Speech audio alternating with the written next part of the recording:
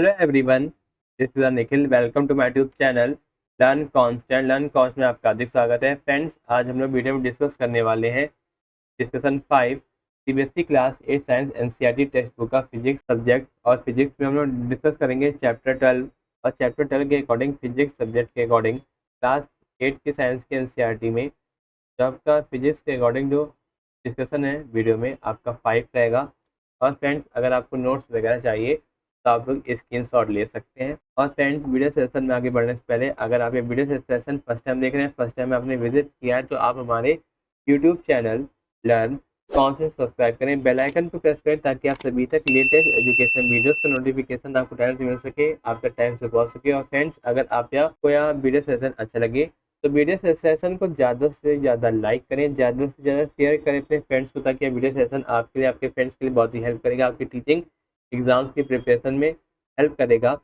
और फ्रेंड्स, अगर आपको कोई भी डाउट है वीडियो सेशन से रिलेटेड तो आप लोग कमेंट बॉक्स में अपना डाउट क्लियर कर सकते हैं। I will try my best reply to all. तो चलते हैं फ्रेंड्स, वीडियो सेशन को आगे बढ़ाते हैं। और फ्रेंड्स, हम लोग डिस्कस करेंगे बीएससी क्लास 8 साइंस के एनसीईआरटी का फिजिक्स सब्जेक्ट। और फिजिक्स सब्जेक्ट में जो आपका लेसन है, लेसन 12 है सम नेचुरल फिनोमिना, यानी कि जो आपकी कुछ प्राकृतिक जब की घटनाएं हैं जो हमारे इन्वायरमेंट में, हमारी पृथ्वी पर, हमारे अर्थ पर हो रही हैं। और ये आपकी एनसीईआरटी बेस्ड रहेगा। क्लास 8 की जो आपकी साइंस की एनसीईआरटी टेक्स्ट बुक है। और इस वीडियो सेशन के माध्यम से आपको एनसीईआरटी के हर एक कंटेंट, हर एक टॉपिक आपको आसानी से समझ में आ जाएंगे। और फ्रेंड्स, ये आपकी टीचिंग एग्जाम्स के लिए स्पेशली सीटेड, यूपीटेड और other state exams, KVS, Navodaya, DTPSB, TGT SSC. और फ्रेंड्स, ये आपकी टीचिंग एग्जाम्स के लिए स्पेशली बहुत ही इंपॉर्टेंट है। और ये आपके सीटेड, यूपीटेड और other state exam, KVS, Navodaya, DTPSB, TGT science के लिए बहुत ही इंपॉर्टेंट है यह वीडियो सेशन। और फ्रेंड्स, ये आपका जो डिस्कशन है, डिस्कशन 5 है। और फ्रेंड्स, इस वीडियो सेशन के माध्यम से आपको एनसीईआरटी को रीड करने में और भी मज़ेदार लगने लगेगी। और एनसीईआरटी कंटेंट और एनसीईआरटी का हर एक टॉपिक आपको समझ में आएगा।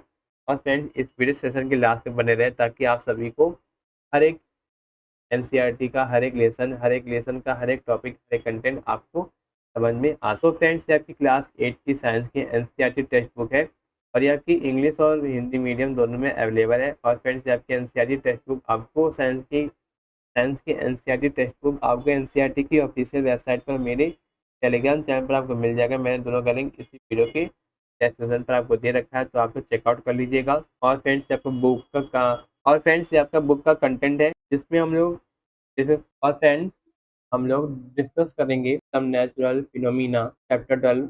और इस लेसन से आपके कई क्वेश्चंस आपके आ सकते हैं आपकी टीचिंग एग्जाम में, साइंस एंड पेडागोजी सेक्शन में, फिजिक्स सब्जेक्ट जो आपका रहता है साइंस एंड पेडागोजी में। और इस लेसन से आपके पर्टिकुलर क्वेश्चंस आपके आ सकते हैं। तो आप लोग इस वीडियो सेशन को लास्ट तक देखें ताकि आपको लेसन 12 के हर एक टॉपिक, हर एक कंटेंट आप क्लियर हो सके एनसीईआरटी के। सबसे पहला आपका है introduction.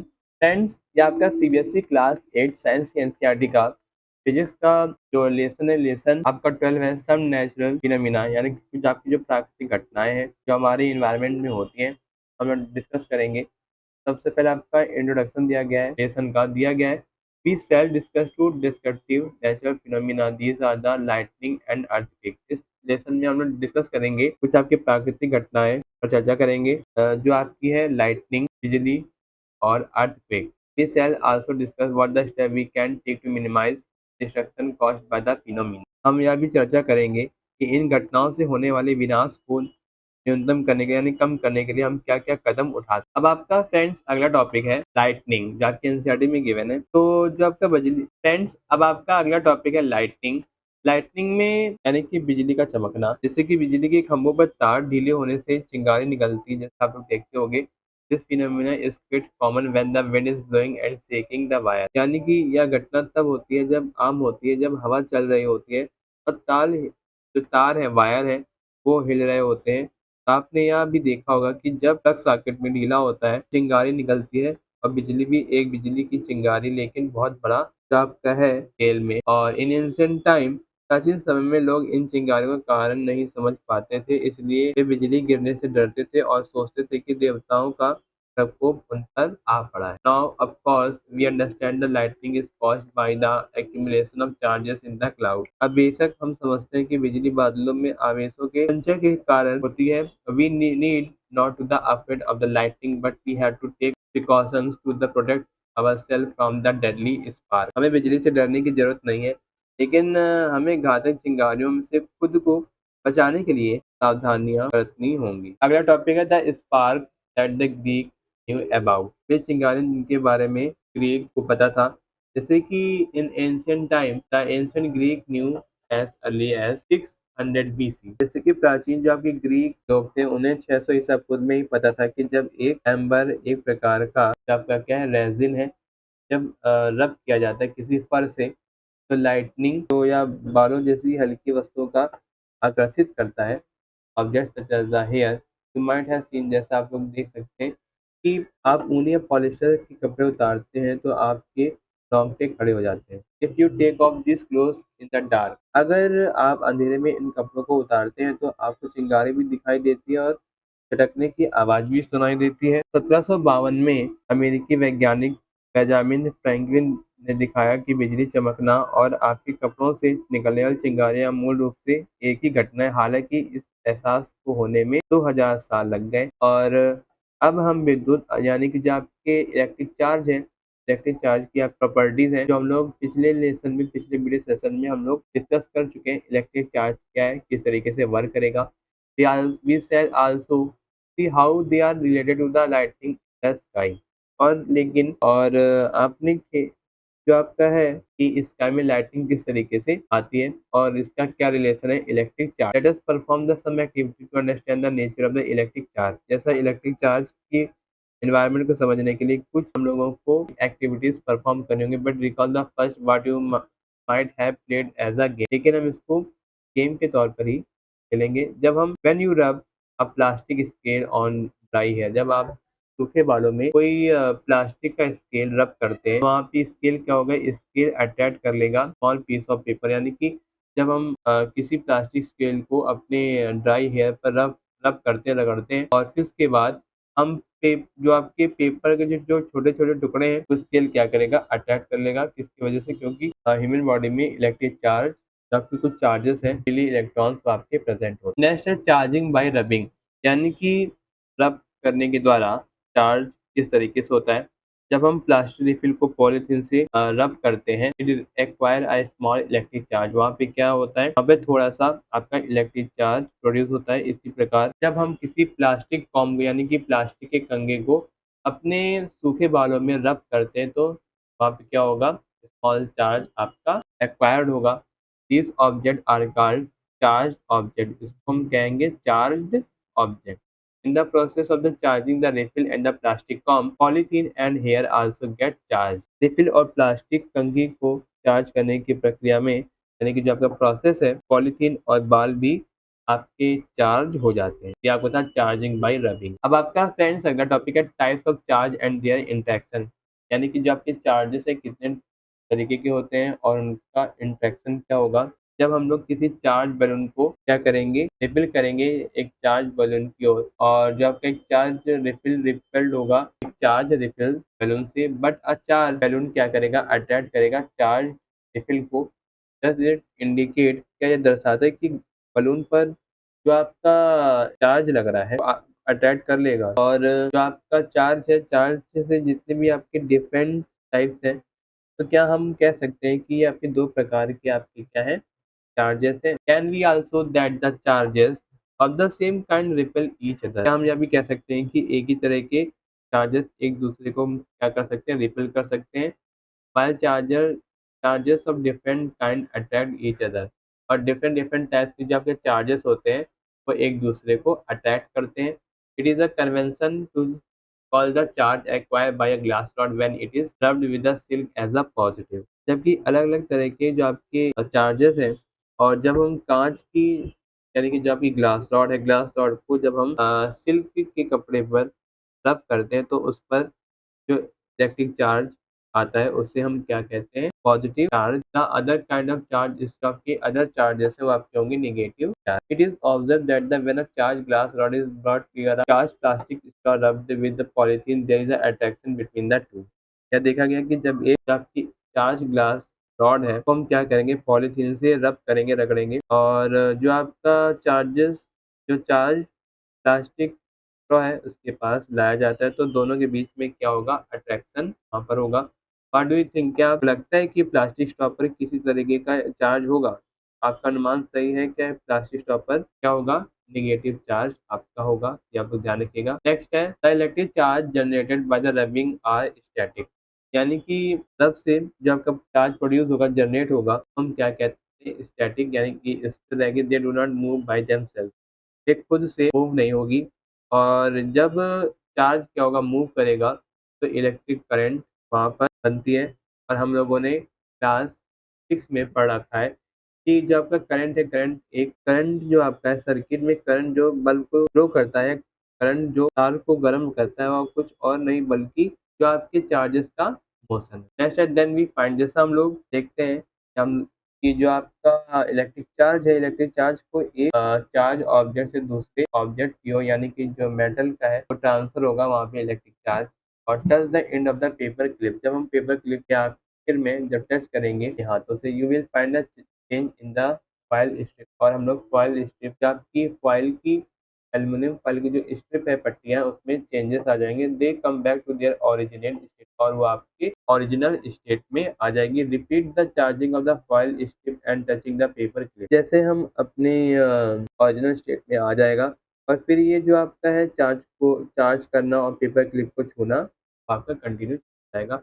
Every time you will find that the foil strip collapse as soon as touch the paper clip with hand. और हर बार आप पाएंगे कि जैसे ही आप पेपर क्लिप को हाथ से छूते हैं, फाइल की पट्टियां टूट जाती है। ऐसा क्यों होता है? कारण क्या है कि फाइल जो पट्टियां आपके शरीर के जरिए जो अर्थ में चली जाती हैं, जो अर्थ का काम करती हैं। We say that the foil strip are discharge, जबकि हम लोग कह सकते हैं कि जो आपकी फॉइल स्ट्रिप है वो आपकी क्या होगी, डिस्चार्ज हो गई। और किसी भी चार्ज का जो ट्रांसफर होता है, जो एक ऑब्जेक्ट से अर्थ की ओर, अब आपको एक बॉक्स दिया गया जिसमें अर्थिंग के डेफिनेशन है। अर्थिंग अर्थिंग के बारे में बताया गया कि अर्थिंग क्या करती है। अर्थिंग किसी भी इलेक्ट्रिक शॉक को जो आपका प्रोडक्ट करती है, कारण होने वाले जो आपके इलेक्ट्रिक शॉक्स हैं उसको बचाने के लिए बिल्डिंग्स में जो आपकी इकोनॉमिकल जितनी भी आर्थिक की व्यवस्था जाती है आपकी बिल्डिंग्स में, इसलिए इलेक्ट्रिक शॉक न लगे उसको प्रोटेक्ट करने का आपका था ये अर्थिंग। तो अब आपका अगला टॉपिक है द स्टोरी ऑफ लाइटनिंग। बिजली की क्या कहानी है? तूफान में चलती हवा और पानी की जो बूंदें हैं चार्जेस को अलग कर देती हैं। बादलों के तीर करके आपका आ जाता है पॉजिटिव चार्ज और नेगेटिव चार्ज, और एडिशनल पॉजिटिव चार्ज आ जाता है ग्राउंड पर। When these charges build up too much, जब वे चार्ज बहुत अधिक हो जाते हैं तो वे बिजली के रूप में निकलते हैं, जिससे चमकीली जो आपकी स्ट्रीक और थंडर के रूप में दिखाई देती है बादलों में। Lighting can occur between the clouds और क्लाउड एंड द ग्राउंड, बिजली बादलों के बीच या बादलों और जमीन के बीच।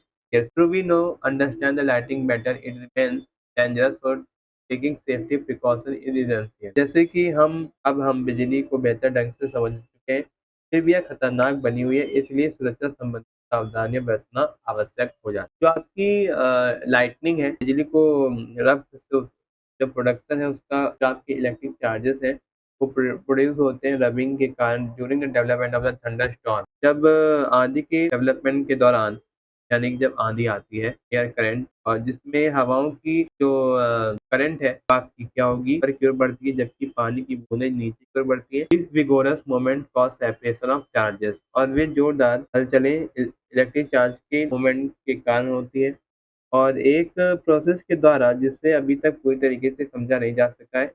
पॉजिटिव जो आपके चार्ज है बादलों के ऊपरी किनारों के पास इकट्ठा होते हैं, और नेगेटिव चार्ज आपके निचले किनारों के पास जमा होते हैं। और जमीन के पास जो आपका है के पास क्या होगा, पॉजिटिव चार्ज होगा। When the magnitude of the accumulate charges become very large, जब इलेक्ट्रिक चार्ज का मैग्नीट्यूड सबसे ज्यादा होगा तो air which is normally a poor conductor of electricity, तो एयर क्या काम करेगी, नॉर्मली इलेक्ट्रिसिटी का पुअर कंडक्टर के तौर पर काम करेगी air. It is no longer able to resist their flow, और वहाँ पर जो फ्लो है, फ्लो देखने को नहीं मिलेगा और नेगेटिव और पॉजिटिव चार्ज मिलेंगे, produce streak of bright light and sound. Negative और पॉजिटिव चार्जेस मिलेंगे और फिर इसके बाद इसका प्रोडक्शन करेंगे, यानी कि क्या जनरेट करेंगे, चमकदार जो आपकी लाइट है, ब्राइट लाइट और आवाज। We see stick in the lightning figure 12.5। जैसा हम लोग देख सकते हैं कि जो आपकी स्ट्रिक्स हैं, जो लाइटिंग है, जैसा ये आपकी स्ट्रिक्स हैं, तो हम कहते हैं इलेक्ट्रिक डिस्चार्ज। आपका प्रोसेस है electric discharge. The process of electric discharge can occur between two or more clouds or between the cloud and the earth. Electric discharge तब होता है जहाँ पर दो और दो से अधिक जो बादल आते हैं और बादलों के बीच में और अर्थ के बीच में जो इलेक्ट्रिक डिस्चार्ज दिखता है। Today we not the get frightened by the lightning like our ancestor did. Now we understand the basic phenomena. आज हमें बिजली गिरने से डरने की जरूरत नहीं है, जैसे कि हमारे पूर्वजों का हुआ करता था कि जब हम इस घटना को मूल घटना को समझ गए हैं और जो आपके साइंटिस्ट हैं, साइंटिस्ट इस समझ को बेहतर बनाने के लिए बड़ी मेहनत कर रहे हैं। और हालांकि बिजली गिरने से जान माल का नुकसान हो सकता है, इसलिए स्वयं की सुरक्षा के लिए उपाय करना आवश्यक। अब आपका फ्रेंड्स अगला टॉपिक है lighting safety, finding a safe place. यानी कि लाइटिंग से हम लोग किस तरीके से सुरक्षा कर सकते हैं। बिजली और तूफान, कोई भी खुला स्थान सुरक्षित नहीं होता है और गड़गड़ाहट सुनना सुरक्षित स्थान पर जाने का संकेत है। आखिरी गड़गड़ाहट सुनने के बाद सुरक्षित स्थान से बाहर जाने से पहले कुछ देर आपको वेट करना होगा। अब आपका अगला टॉपिक है फाइंडिंग अ सेफ प्लेस, और यानी कि सुरक्षित स्थान किस तरीके से हम लोग ढूंढेंगे।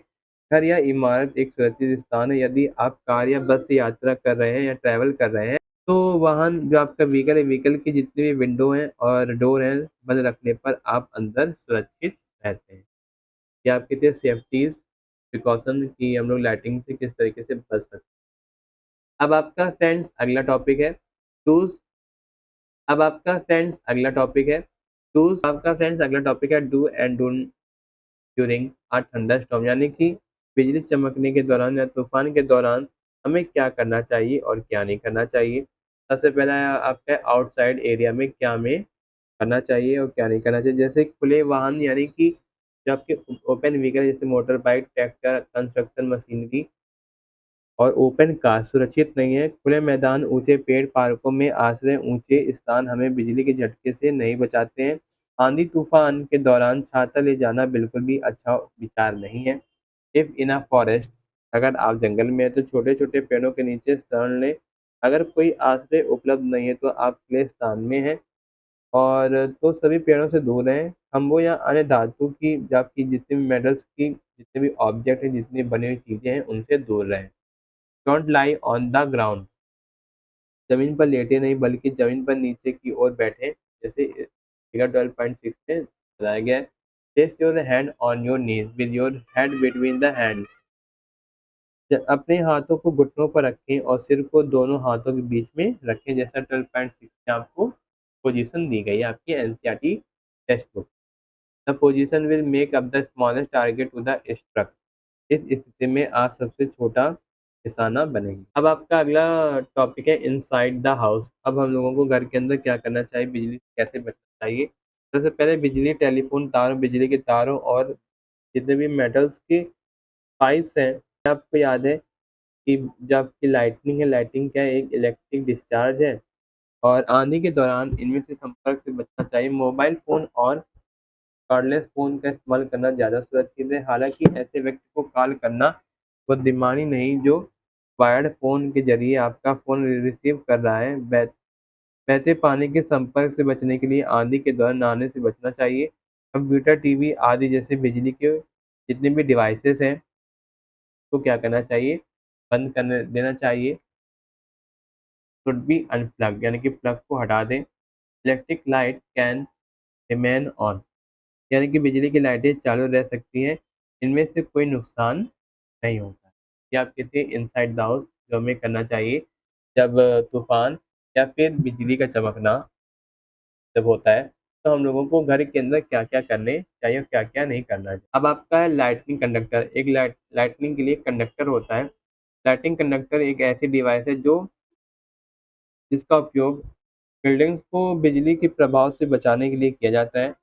जो आकाशीय बिजली होती है। मेटेलिक रॉड, एक मेटेलिक रॉड होती है बिल्डिंग की छत पर, जैसा आप लोग देख सकते हैं। ये आपकी लाइटिंग कंडक्टर है और ये आपकी कॉपर प्लेट है। इसमें आपका मेटेलिक रॉड होता है टॉलर देन द बिल्डिंग। वो बिल्डिंग से, इमारतों की दीवारों में इमारत से ऊंची एक मेटल की एक रॉड लगाई जाती है और रॉड का एक सिरा हवा में रखा जाता है और दूसरा सिरा जमीन से गहराई में दबा दिया जाता है, जैसा आप लोग फिगर 12.7 में आप लोग देख सकते हो। The rod provide easy route for the transfer of electric charge to the ground. Rod क्या करती है? इलेक्ट्रिक चार्ज को ट्रांसफर करती है ग्राउंड में। The metal column use to during construction, यानी कि निर्माण के दौरान, जो बिल्डिंग का जो निर्माण है, निर्माण के दौरान इस्तेमाल किए जाने वाले जितने भी आपके हैं भी पाइप से, इमारतों में बिजली के तार, पानी की पाइप भी कुछ हद तक हमारी रक्षा करती है, लेकिन आने के दौरान उन्हें ना छुएं। यह आपको था लाइटनिंग कंडक्ट। अब आपका अगला टॉपिक है अर्थक्वेक। अर्थक्वेक क्या है? भूकंप पृथ्वी का अचानक कुछ समय के लिए हिलना, जो पृथ्वी की सतह के अंदर की हलचल के कारण होता है। आंतरिक रूप से आपकी 4 लेयर्स होती हैं, crust, mental, outer core, inner core, जो अर्थ का निर्माण करती हैं। क्रस्ट एक आपका सिंगल पीस नहीं है that protect the inner layer. ये क्या करता है? इनर लेयर को प्रोटेक्ट करता है। इन स्मॉलर प्लेट, और छोटी प्लेटों में वह आपका फ्रेगमेंट रहता है। Such plates are in the constant movement, और ये आपकी जितनी भी प्लेट्स हैं ये आपकी कांस्टेंट मूवमेंट करती रहती हैं। और disruption is felt on the crust each time the collide with each other और go above below the other, यानी कि हर बार जब ये एक दूसरे से टकराती हैं या एक दूसरे के ऊपर ऊपर नीचे आती हैं तो क्रस्ट में व्यवधान महसूस होता है, यानी कि कोलाइड। द कॉलिजन, जब कॉलिजन, इस टकराव के कारण भूकंप आता है। भूकंप की तीव्रता रिएक्टर स्केल पर मेजर की जाती है। यह आपका जो स्केल है, स्केल इस पर बेस है कि amount of the loss of life, यानी कि भूकंप में जो आपका जान माल का कितना नुकसान हो सकता है, इस पैमाने पर भूकंप की तीव्रता जितनी ज़्यादा होगी उससे उतना ही ज़्यादा नुकसान होगा। वैज्ञानिक, जो आपके साइंटिस्ट हैं, जिन्होंने बताया कि जो आपका सेस्मोग्राफ आपका एक डिवाइस है, ये तैयार किया गया जो धरती की सतह पर जो आपके झटके महसूस होते हैं भूकंप के द्वारा, तरंगों को रिकॉर्ड करते हैं और इससे उन्हें नुकसान पहुंचाने की, उनकी जो आपकी क्षमता का अनुमान लगाने में मदद मिलती है। नेक्स्ट टॉपिक है अर्थक्वेक्स कैन लीड टू, यानी कि भूकंप के कारण हो सकते हैं। सबसे पहला लॉस ऑफ लाइफ, जीवन की हानि, इमारतों, बांधों, पुलों जैसी संपत्तियों का नुकसान, पानी की बाढ़, भूस्खलन और सुनामी। ये आपके जितने भी हैं ये भूकंप के कारण हो सकते हैं, डिजास्टर। अब हम लोग देखेंगे कि भूकंप क्या है, अर्थक्वेक क्या है। भूकंप पृथ्वी का अचानक हिलना या कंपन है जो बहुत समय तक रहता है या पृथ्वी की सतह के अंदर किसी गड़बड़ी के कारण होता है। पृथ्वी पर हर समय भूकंप आते रहते हैं, पर ध्यान भी नहीं दिया जाता है। बड़े भूकंप बहुत कम आते हैं, वे इमारतों और जितने भी पुलों, बांधों और लोगों को भारी नुकसान पहुंचा सकते हैं। जान माल को भारी नुकसान हो सकता है। भूकंप से बाढ़, भूस्खलन और सुनामी आ सकता है, जैसा कि जब का 26 दिसंबर 2004 को हिंद महासागर में एक बड़ी सुनामी आई। महासागर के आसपास के सभी तटीय क्षेत्रों को भारी नुकसान हुआ।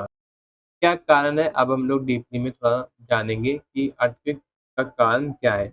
जैसे कि एंशिएंट टाइम में, प्राचीन समय में लोग भूकंप का सही कारण नहीं जानते थे, इसलिए उनके विचार में पौराणिक कहानियों में व्यक्त किए गए, जैसे कि बूझों की दादी द्वारा सुनाई गई कहानी है। दुनिया के दूसरे हिस्सों में भी इसी तरह की भ्रांतियाँ, जितने भी आपके मिथ हैं, फैली हुई हैं। Now we know that the tremor are caused by the disturbance deep down inside the uppermost layer of the earth called the crust, figure 12.9। जैसा आपको फिगर 12.9 में आपको दिया गया है, जो आपकी अपर मोस्ट लेयर है अर्थ की, जिसको हम कहते हैं। दुनिया के दूसरे हिस्सों में भी इसी तरीके के जो मिथ है प्रचलित है, फेमस है। और हम जानते हैं कि जब का भूकंप है, भूकंप धरती के सबसे ऊपरी परत, जिसमें जिसे क्रस्ट कहते हैं, के अंदर की गहराई में होने वाले हलचल के कारण आते हैं। पृथ्वी की सबसे बाहरी जो आपकी लेयर है एक टुकड़े में नहीं है, वो आपकी क्या है, खंडित की गई है, यानी कि टुकड़ों में है। Each fragment is called a plate, और हर एक फ्रेगमेंट आपकी क्या प्लेट है, प्लेट है, जैसा हम लोग फिगर 12.10 में आप लोग देख सकते हैं आपकी अर्थ प्लेट है, ठीक, इंडियन प्लेट, अरेबियन और Eurasian plate. When they brush past one another, जब ये एक दूसरे से टकराते हैं, and they brush past on the another, और प्लेट जैसा आप लोग देख सकते हैं फिगर 12.11 में, ये आपकी अर्थ की प्लेट का मूवमेंट है। जब ये आपस में एक के ऊपर एक आ जाती है या फिर एक दूसरे से टकराती हैं, जब ये एक दूसरे से टकराती है, टकराव के कारण एक प्लेट दूसरे प्लेट के नीचे चली जाती है, जैसे आप लोग फिगर 12.11 में देख सकते हैं, कोलाइड हुआ और एक प्लेट एक के ऊपर एक आ गई, जिसके द्वारा आपका जो अर्थ क्रस्ट है वो गड़बड़ी पैदा करते हैं, और यह वह बड़ी गड़बड़ी जो पृथ्वी की सतह पर भूकंप के रूप में प्रकट होती है। हाल 2, जैसे कि हम निश्चित रूप से जानते हैं कि भूकंप का कारण क्या है, फिर भी यह पूरा अनुमान लगाना भी तक संभव नहीं है कि अगला भूकंप कब और कहाँ आएगा। पृथ्वी पर कंपन तभी हो सकता है जब ज्वालामुखी फटता है या कोई उल्कापिंड पृथ्वी से टकराता है या भूमिगत परमाणु विस्फोट होता है। हालांकि अधिकांश भूकंप पृथ्वी की प्लेटों की हलचल के कारण ही, ये आपका था रीजन और कारण कि अर्थक्वेक किस तरीके से आते हैं, किसके कारण आते हैं।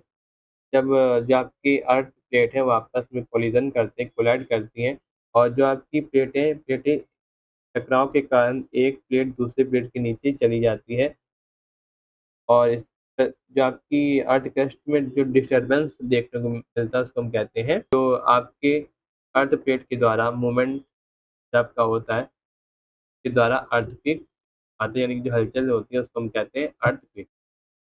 नेक्स्ट है, since earthquake are caused by the movement of the plate.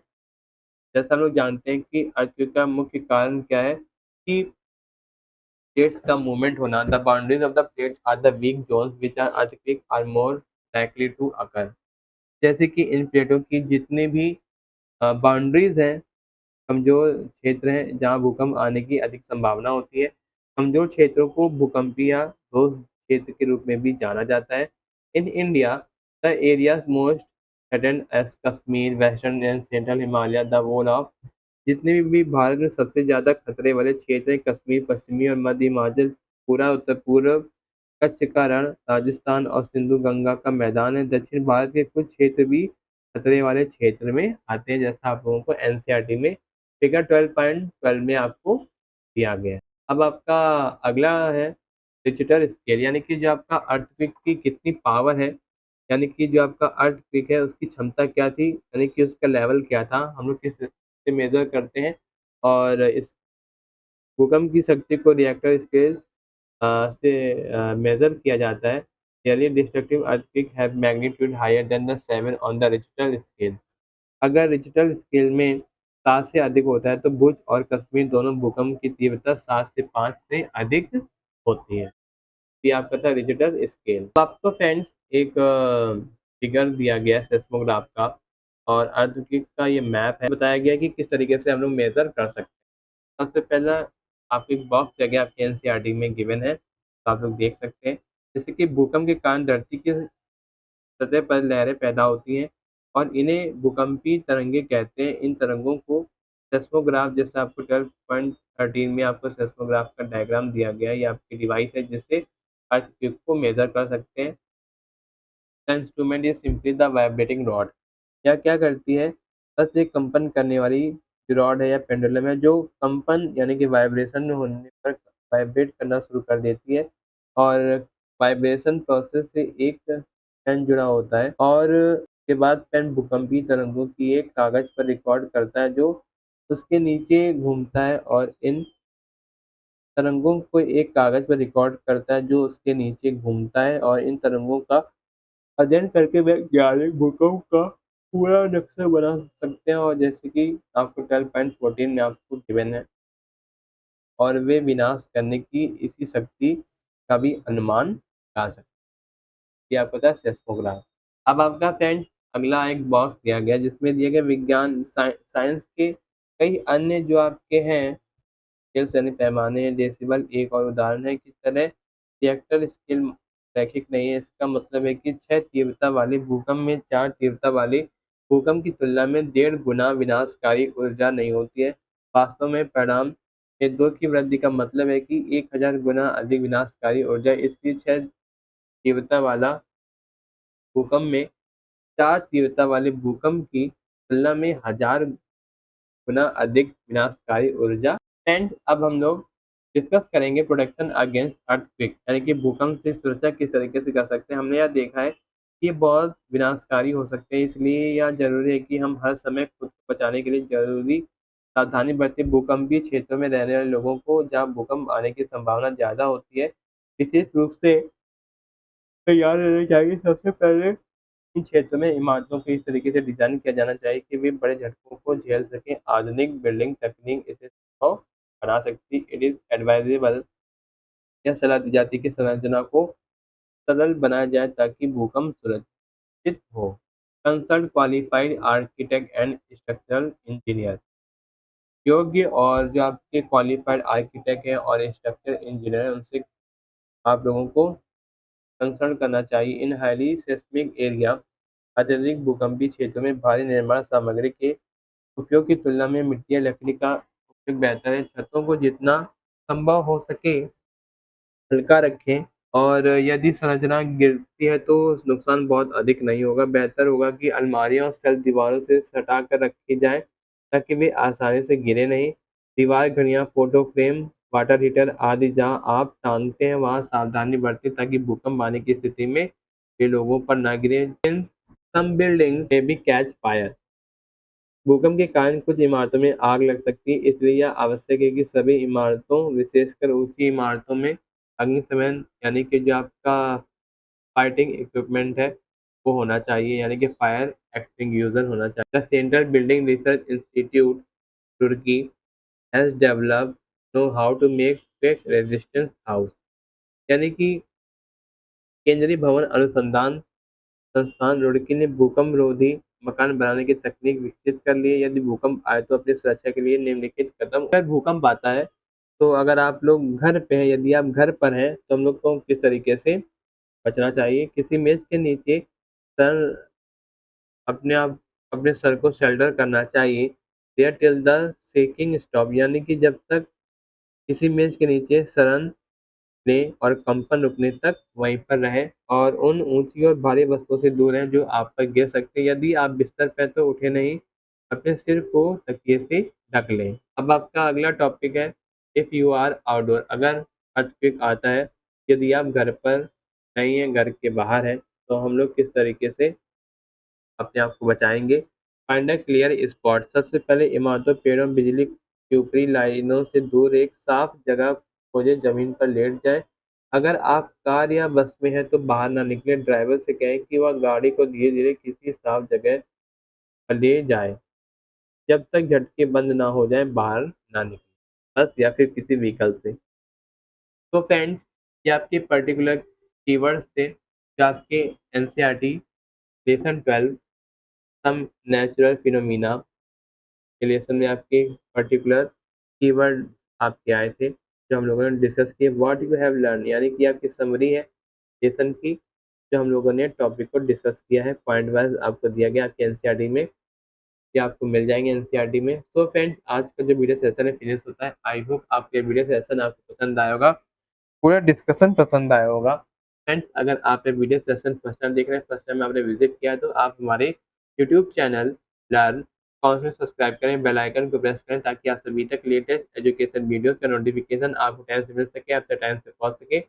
और फ्रेंड्स, अगर आपको ये वीडियो सेशन अच्छा लगे तो वीडियो सेशन को ज़्यादा से ज़्यादा लाइक करें, ज़्यादा से ज़्यादा शेयर करें अपने फ्रेंड्स को, ताकि यह वीडियो सेशन आपके लिए, आपके फ्रेंड्स के लिए बहुत ही हेल्प करेगा।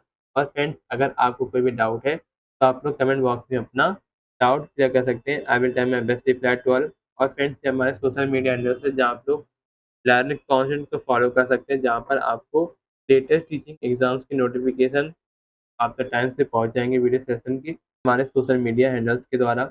और फ्रेंड्स, आज का जो वीडियो सेशन है फिनिश होता है। आई होप आपको यह वीडियो सेशन आपको पसंद आएगा। Thanks for watching this video. मिलते हैं फ्रेंड्स इसी तरीके के इंटरेस्टिंग वीडियो में। थैंक यू, धन्यवाद।